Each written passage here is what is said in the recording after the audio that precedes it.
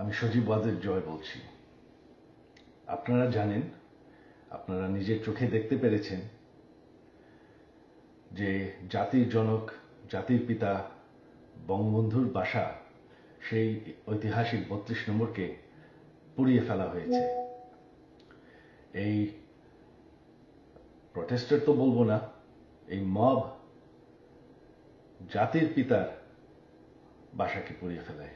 সেই বাসা যেখানে বঙ্গবন্ধুকে হত্যা করা হয়, বঙ্গবন্ধুর আমার পুরা পরিবারকে হত্যা করা হয়, যেই বাসা ৭৫-এর খুনিরাও ধ্বংস করার সাহস পায়নি, যেই বাসা এখন এতদিন ওনার মিউজিয়াম ছিল, সেই বাসাকে তারা পুড়িয়ে ফেলেছে।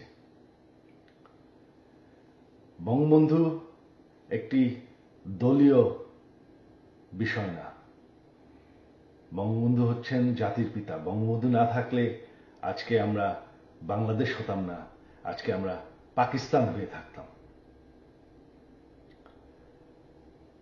আপনারা জানেন, সামনে 15ই আগস্ট, সেই কালো রাত, যেই রাত্রে বঙ্গবন্ধু এবং আমার পরিবারকে হত্যা করা হয়।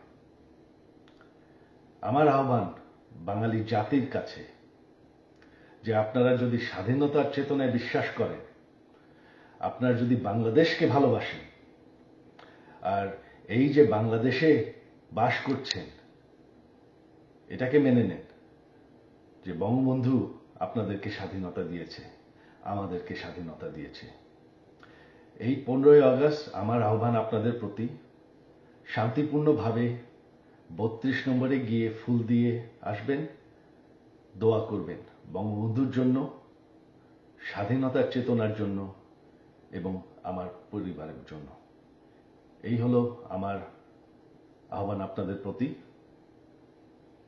ধন্যবাদ। জয় বাংলা, জয় বঙ্গবন্ধু।